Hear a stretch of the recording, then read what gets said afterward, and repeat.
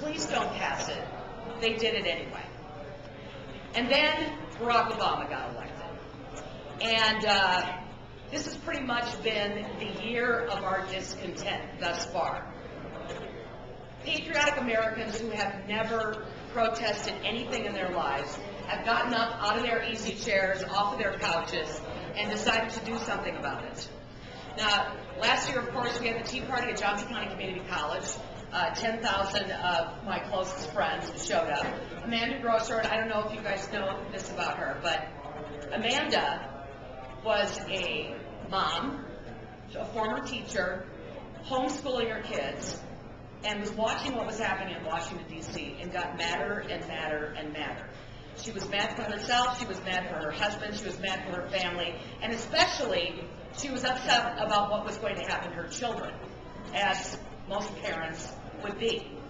And so she decided to do something about it.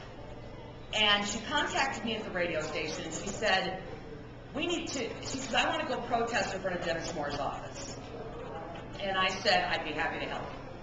So in February, was it 21st of February a year ago, we went to Dennis Moore's office. We thought maybe 100 people would show up. 750 people showed up. It was absolutely freezing out. People had all kinds of homemade signs. They were marching up and down the streets.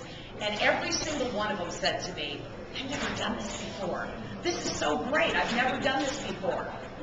Now, of course, nobody from Dennis Moore's office came out. Dennis Moore never responded to anybody that wanted to get a hold of him. But Amanda started it. And after that was over, she said, well, we need to do something else.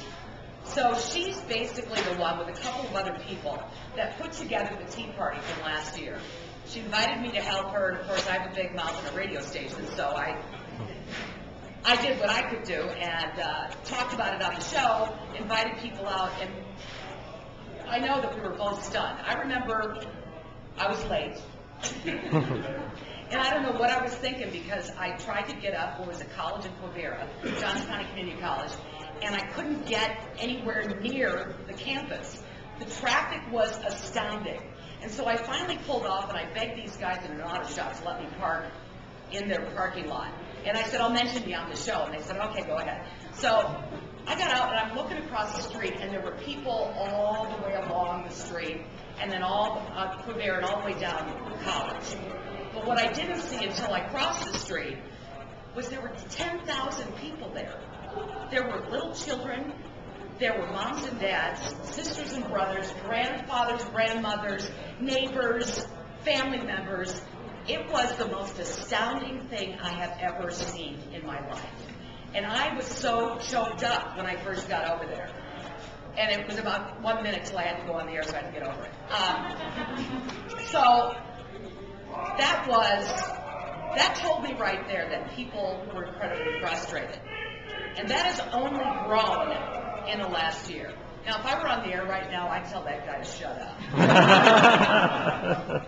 But I'm going to try to be nice. As we know, since January 2009, it has been multi-billion-dollar stimulus packages, car company takeovers, more money to Wall Street, millions of job losses, budgets filled with pork, crap, and tax, czars as far as the eye can see, college loan takeovers, millions in handouts, and, of course, the healthcare mess that just won't die. All this has been proposed by this president, but put together behind closed doors by Nancy Botox Pelosi and Harry Dumpsterbox and Mark Street. I know a lot of you have, my listeners have called, faxed, written, gone to the offices of legislators, and in particular, when I'm thinking about this, I think a lot of people went to Dennis Moore's office. Now, I made a promise that Dennis Moore was not going back to Washington, D.C. So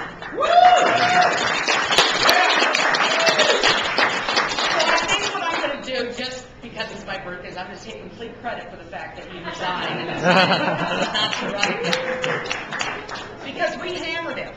We hammered him. He did not go to a town hall meeting. He would not talk to constituents. I had listeners call me and say, I flew to Washington, D.C. When was that thing in Washington? September 12th. Flew to Washington, D.C., went to his office, and he wouldn't come out of his office to talk to people because he was afraid. I said he was a coward. He's a coward of the county. And I had one woman say that she tried to get him to come out and talk to her, and he wouldn't. His people were real rude to her and said he wouldn't do it. As a matter of fact, most of the people that worked in the offices here were very rude to most people that went and tried to say, I want you to give this letter to Dennis. I would like to talk to Dennis.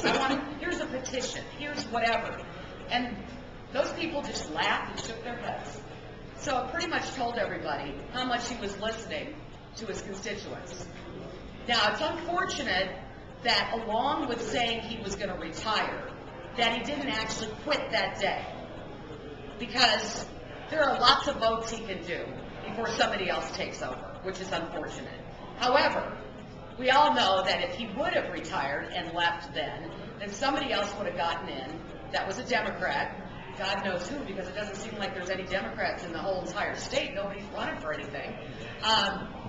And that might have made things a little bit more difficult coming up here in August and November.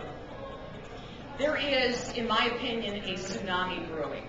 Not one that's going to kill people, but one that is going to wash over those who do not pay attention to us.